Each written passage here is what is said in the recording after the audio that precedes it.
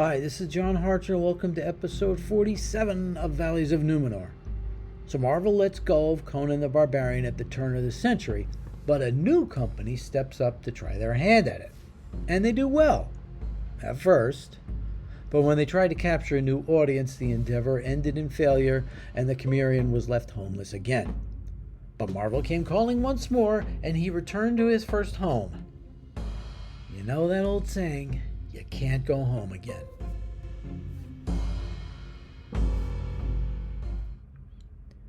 Episode 47, Conan of the Comics Part 2, Conan in the 21st Century. So let's do a quick recap to bring everyone up to speed. Conan showed up in Marvel Comics in 1970 and was so successful he spawned 2 other magazines, his own Mego doll, and eventually a couple of movies. But as the industry changed in the 90s, Conan just couldn't keep up with it, so the company made the decision to let their claim on the license lapse. This is where Mike Richardson from Dark Horse Comics stepped in. He thought Conan would be a perfect fit for his company, so he got the license and lined up 2 veterans as the new creative team. He got Kurt Busiek as a writer and Cary Nord on art. To differentiate itself from Marvel, they'd used Dale Ripke's alternate timeline, the Darkstorm chronology, as the basis for their series, until they didn't. More on that later. They launched the series with a free comic book day issue to lay out how it would be approached. A prince and his wazir with suspiciously snake-like eyes find a statue of King Conan, and the prince wants to know who he was. From there, the series would be the wazir letting the prince know his story via the Numenor Chronicles. Once it launched, it was an immediate hit. Longtime Howard fans had their quibbles, but mostly approved of the way it was done. The second issue adapted The Frost Giant's Daughter, and issues 10 and 11 took on God in the Bowl. Cary Nord was assisted on many of these first-year issues by Thomas Yates, but he left soon after that. To plan ahead for any possible delays due to the detailed art, an alternate series of one-shots was scheduled at certain intervals. They would tell the story of Conan's birth and youth up through the Battle of the Nerium. These would be written by Busiek, but drawn by Greg Ruth, and the overall arc was entitled Born on a Battlefield. While they took their liberties with the story, they were also very well regarded. The big story of the second year would be a 3-issue adaptation of Tower of the Elephant. In some of the lead-up to the story, several of the issues had layouts by Kurt Busiek. When they got to the actual story, the dream sequences were drawn by Michael Kaluta, who had a long history of pulp-related comics under his belt, including a famous run in the early 70s for DC on The Shadow with Denny O'Neil. I remember seeing the color book for that at Dorney Park in Allentown, Pennsylvania in like 1975 or 76 or so. It was really cool. Soon after that, however, Kurt left the series as main writer. There was one interesting incident in here. For issue 24, the cover had Conan sneaking into a castle and finding a sleeping woman there. The story is called The Magistrate's Wife, so that must be her. Now, since the 90s, it became popular for certain issues to have alternate covers to help boost sales of the magazine. Dark Horse's Conan was no exception. They had a number of issues with alternate covers. For this one, Tony Harris drew one cover with the wife in a bikini top and one without. Needless to say, it became quite the collectible. Any publicity is good publicity. Along with the main series, several mini-series with a wide variety of writers and artists were released. One of them, Conan and the Songs of the Dead, gave the series its next writer. But not the writer of the mini Joe Lansdale, but the artist Tim Truman. Truman was no stranger to writing, having done the DC miniseries Hawkworld, plus a number of his own books as a writer and artist. He did his first work on the main title as the artist of a 2-part story written by Busiek. I think it was 26 and 27. He would take over with issue 33, which would be about 6 months later. In the meantime, the series would adapt the Hall of the Dead fragment and brought in Mike Mignola to write the script for the 3 issues. Not surprisingly, there's a bunch of frogs in there. Truman's actual first issue as a writer was for Free Comic Book Day, which he did with artist Paul Lee. It was another loose string of fill-in issues tied together by a common thread. Busiek still had some Born on the Battlefield issues to go. That series ended in issue number 46. He also had a couple of one-shots, one with Eric Powell in number 28 and Raphael Kanan in number 39. That one sat around for a couple of years. But the main story picked up with number 33 and made its way towards Rogues in the House, which would be a 4-issue run in the early 40s. The most interesting part of this adaptation was originally meant to be Richard Isanove's coloring, which was done in the style of an N.C. Wyeth painting. The printing didn't help it, but later collections made it look more toward what the colorist intended. But an issue arose when Cary Nord, who announced he'd be leaving the series, couldn't get the third part done, so his replacement, Tomas Giorello, had to step in early. He had to alter his style to fit the art with the other parts of the story. He did okay. The plan was then to bring in Richard Corbin to split the issues with Giorello in a 7-part story where Conan returns to Cimmeria, and a parallel story being told about his grandfather, which would be drawn by Corbin. After that, it would move on to doing the Hand of Nergal, aka the Yarlet fragment. But then the decision was made to end the Conan series with number 50 and restart it with a new number 1 of a new series, Conan the Cimmerian. So Giorello started his run with 47, did the last 4 issues of Nergal Yarlet, then picked up with the new number 1. The new series indeed started out with the 7-part Corbin co-drawn story. The Darkstorm chronology had Iron Shadows in the Moon next, but the decision was made to do Black Colossus before that. This did create an issue we'll deal with in a bit, but they had their reasons. The 6 issues of Black Colossus was followed up by a couple of fill-ins, one done by Joe Kubert and Tim, the other finishing up the saga Truman worked on with Paul Lee. Then came another 6 issues, 3 as a mini arc called Free Companions, and the other 3 called Kozaki. The series finished up with a 4-part adaptation of Iron Shadows in the Moon, ending with issue number 25. From there it was announced Truman and Giorello would move over to a new King Conan series. Sales had dropped quite a bit, unfortunately, so they looked to do something to maybe revive interest. Dark Horse had tried expanding their Howardverse out to include other heroes created by the Texan. A King Kull series was written by Arvid Nelson, but he made the odd choice of having Kull take on a bride for political reasons, when Howard specifically said Kull had no interest in women. He named her Igraine, too, a name that really does not fit in with the Volusian Age. They first did an expanded version of the Shadow Kingdom, which was okay, then tried a miniseries sort of based on an original concept that may or may not have been tied into the Conan series.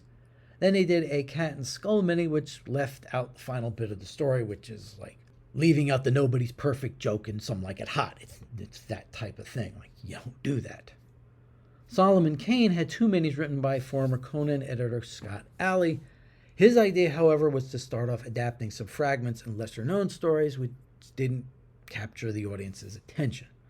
By the time they did Red Shadows, Alley was off and Bruce Jones did the writing. So with things being in a bit of a funk, Dark Horse went back to the one who started it all. They asked Roy Thomas to come in and do a 12-issue run on the title. Now, had they done the Darkstorm chronology as it was, the sequence would have been Iron Shadows, Black Colossus, and Queen of the Black Coast. But the way they did it moved Conan further away from the Black Coast instead of towards it. So Roy's job would be to get him from one branch of pirating with the Red Brotherhood on the Viliot Sea to the coast and becoming a corsair there. Art chores would be handled by Mike Hawthorne. The run would be broken into 2 parts, Road of Kings and Throne of Aquilonia. In them, Roy did his usual old-fashioned storytelling while tying certain events into the plot of the series. Like Conan ran into a woman who had become Albionia in Hour of the Dragon, which Elsprog de Camp had also done, but, I guess that's a popular thing for guys to do. The overall series was okay, but a bit superfluous. Hawthorne ended up needing a few issues to catch up, so Dan Panosian came in and did a few issues, I think 9 and 10. So it wasn't quite the shot in the arm they intended. In the meantime, Tim and Tomas moved over and started off doing a King Conan series, doing adaptations of the story where Conan was king of Aquilonia. They started out by doing the second story first, the Scarlet Citadel.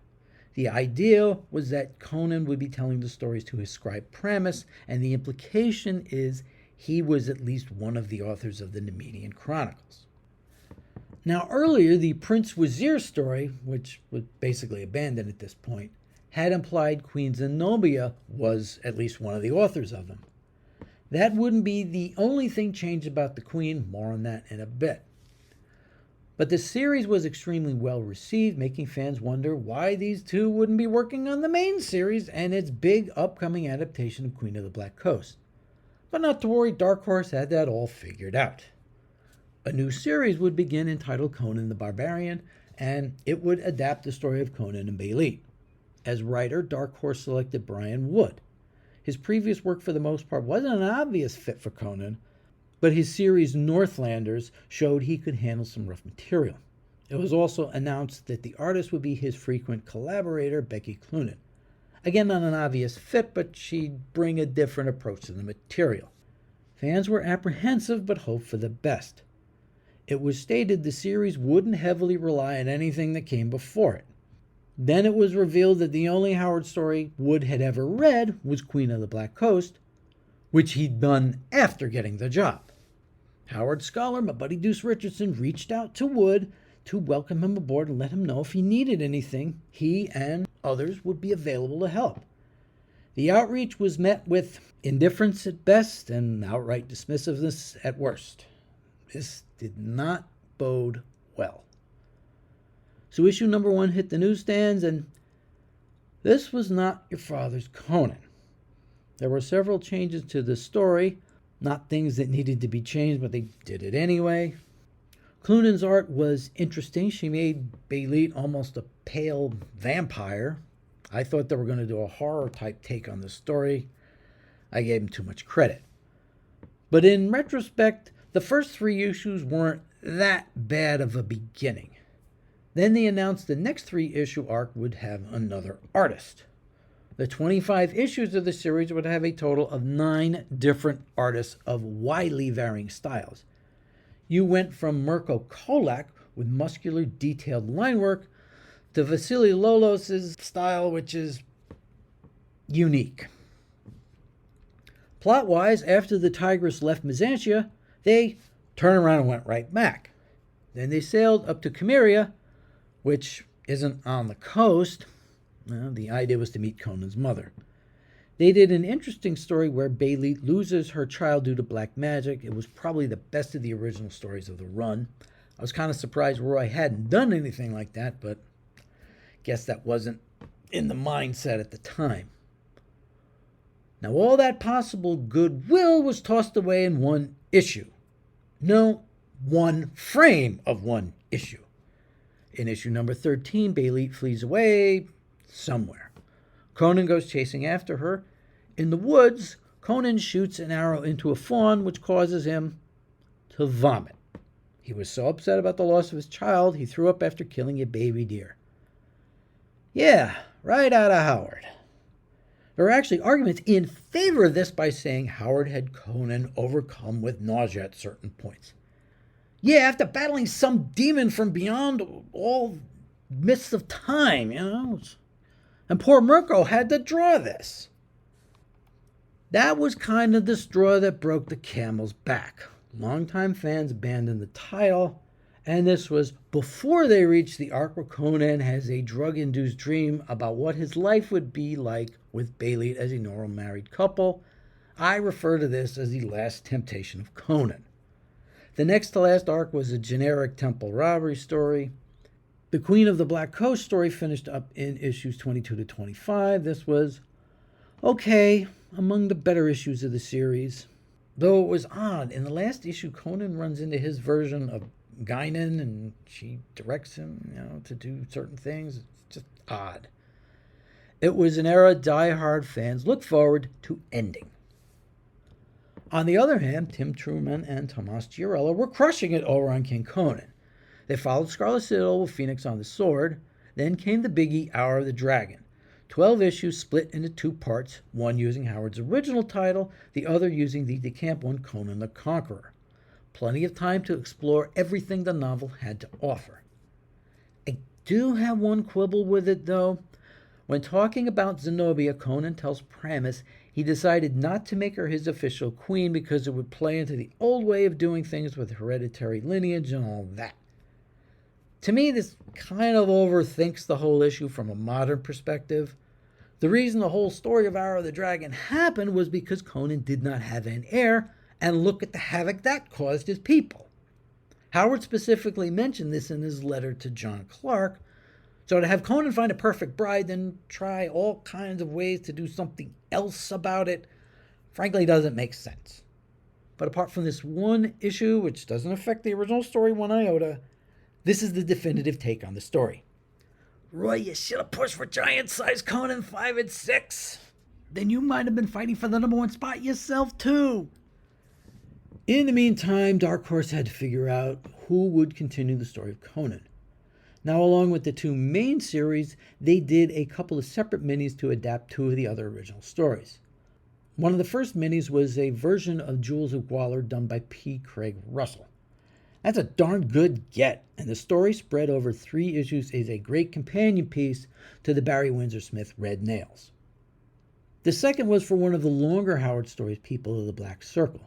The creative team was Fred Van Lent, who'd had well-regarded runs at Marvel with Hercules and Marvel Zombies. He would do the writing, and Ariel Olivetti would do his unique style on art. The two did a very good job under somewhat of a constraint. They were given 4 issues to do the story. When Savage Sword of Conan did it some 40 years earlier, they took almost 200 pages. This would be done in around 96. But it left enough of an impression for Fred to get the writing job for the next series, Conan the Avenger. The main artist on the series would be Brian Ching, who'd worked on a few of Dark Horse's Star Wars books. When it was announced he'd do the art, he posted a sketch that looked like a follow-up to Smith's Conan. Then when the book came out, Conan still looked a little sketchy. This was the style Ching was going for. It was good for what it was, but it didn't necessarily fit Conan. His artists generally tended to be more detail-oriented. The series started out with an adaptation of the Shambhala fragment previously adapted as Not in the Dark. Van Lent called his story Shadows over Kush, a nice callback to Farnsworth Wright's retitling his style in Weird Tales. He loved that word, shadows. Brian would do 3 issues, and Eduardo Francisco did 3. Then Fred and Brian did the 6 issues detailing the lead-up to Zuthal of the Dusk. The odd thing was, back in Conan the Cimmerian, Tim Truman set up a character to be this story's Prince Almeric. Fred ended up doing his own thing. Seems they were still of the mindset that they were wiping the slate clean again.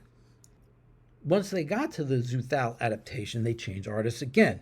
Gio Villanova handled the chores for the 3 issues. From there, Brian took all the issues through the end of the series and the adaptation of A Witch Shall Be Born, with one notable exception. As we've discussed and seen in the 1982 film, Conan is crucified on a tree and left for dead. A vulture who comes down thinking he's in for a feast ends up with a broken neck thanks to Conan's teeth. That one issue out of the final 10 of the series was drawn by Jose Luis and Andy Owens. Kind of like the one issue of Rogues in the House Tomas drew in place of Carrie. While the writing had certainly gotten back to where it had been during Kurt and Tim's runs on the series, Brian's stylized art didn't quite capture the essence of what many fans had come to expect from a Conan comic. Sales didn't really recover all that much and drifted a little lower, in fact. For the 3rd time in a row, Conan series ended with issue 25. While Conan the Avenger ran, Tim and Tomas released one more King Conan miniseries, this time based around the fragment entitled Wolves Beyond the Border. It wasn't exactly well suited for the series, as Conan didn't actually appear in it. It was set during the days of his war for the crown of Aquilonia. So Tim used it as a springboard to tie the Howard world together, drawing a line from the days of Kull through to Bran Mac Morn via a Pictish artifact. Since the fragments just kind of leave off in the middle of the story, this approach was as good a way as any to get it done. Many fans were hoping the duo would get to do more adaptations. There were even pleas for them to redo Queen of the Black Coast. I think it was around this era that the concept of the Black and Red trilogy arose, since Beyond the Black River was Tim's favorite story. Alas, it was not meant to be. Tomas signed an exclusivity deal with another company, so that ended that. The main series continued with yet another iteration. This time was Conan the Slayer, which had the distinction of never actually having been used before either for a book, comic, or graphic novel title. As writer, they selected Cullen Bunn, who recently had well-received runs on Uncanny X-Men and Deadpool. And on art, they got Sergio Davila, who'd done Superman and Wonder Woman for DC and Daredevil over at Marvel. For many fans like myself, it looked like we finally got a writer who understood Conan and Howard and an artist who could draw muscular action together on one series. And they actually stayed together for almost the whole run. Unfortunately, this was the shortest of the series, running only 12 issues. Oddly enough, the final issue was drawn by another artist, Dheeraj Verma. It was almost like they knew this was going to be the end of the road. In a sense, it did work out. 6 issues were based around leading up to the next adaptation, and the last 6 adapted Devil in Iron. The next story after that, in almost any Howard chronology, was People of the Black Circle, so they'd just done it as the 4-issue mini a few years earlier. Couldn't really see them doing it again this soon, with sales continuing to drift lower, stabilizing around 7,000 copies a month. It didn't really come as any surprise when Dark Horse announced they were giving up the license. But Conan was not left homeless for long. Soon after the Dark Horse announcement, Marvel let it be known they'd picked the license back up and would be welcoming him back into the fold in a big way. Conan the Barbarian would return to the comic stands, as would Savage Sword of Conan, though not as it would be a separate regular color comic. They'd also create another series based around other characters from the Conan stories, beginning with Age of Conan Belit. These were all met with, some of it was okay, some of it was in between. The Age of series with Belit and Valeria was just way out of left field. For the main series, they first got Jason Aaron, writer for books like Wolverine and Thor. He was respectful enough of Howard in previous work to get a little leeway with a few of his ideas on how to approach concepts like the Picts.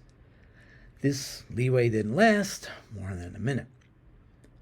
Marvel seemed to want to do something different with Conan this time.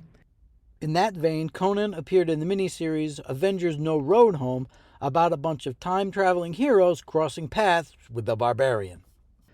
This led to arguably the most successful incarnation of the Cimmerian during this era as a member of the Savage Avengers. Otherwise, they tried printing the first story in Savage Sword in a black and white trade, and brought in several other Howard heroes in a crossover miniseries, The Serpent War. That series writer was Jim Zub, who'd previously done a miniseries teaming Conan with Red Sonja over at Dynamite. It was very well received and helped lead Zub taking over the main Conan series for an arc with Marvel. But Aaron's run was well regarded enough to have him do a King Conan miniseries. This is where Conan's second run at Marvel went off the rails. A big, brawny barbarian who enjoyed the company of many women was not a comfortable fit in the new Marvel. Some of us were just wondering if something was going to happen to give them an excuse to stop dealing with the character. And unfortunately, Jason gave them that very thing. In the King Conan series, there was a character named Matoaka, who is a princess of a tribe who got involved with civilized visitors. Sound like anyone we know? Seeing the colors of the wind? Right, this was a Hyborian Age version of Pocahontas. I don't think Aaron meant any offense by it. He was just trying to tell a story we all know from a new perspective, and ended up being just a little too clever by half. If he just had Conan fans to deal with who were a firstly loyal bunch, he probably just had to deal with complaints. This isn't what Howard would have depicted, and maybe lost a few sales.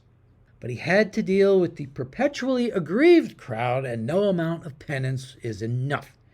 Even after he apologized, and I think he made some donations as well, the complaints kept coming.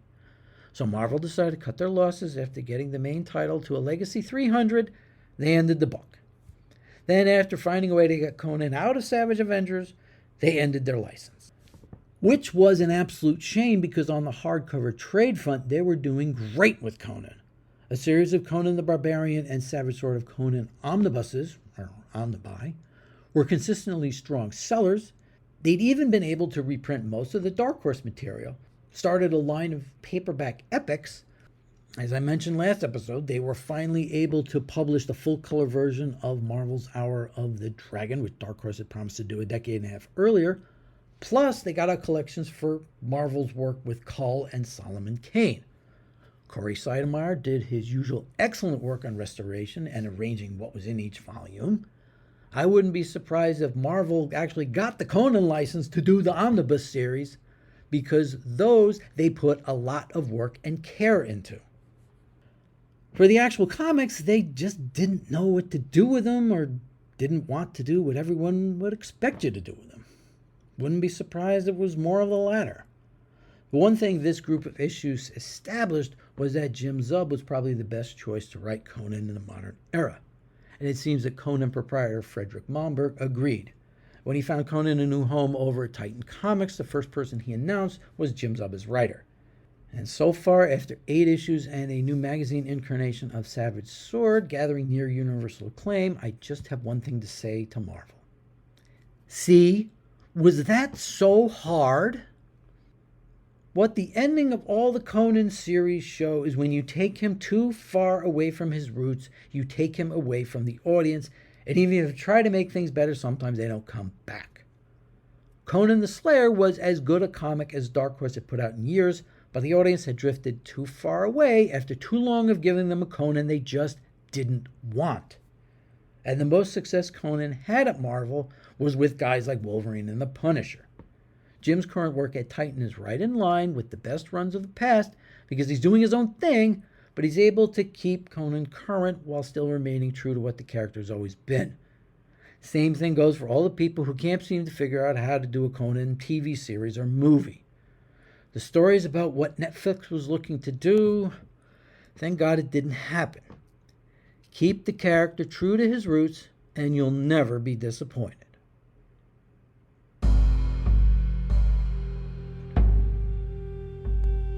Next time? Well, I'm not sure. Let's make it a surprise. It'll show up by the end of April. Please hit the subscribe button if you like what you're hearing. I'm John Hartshorn.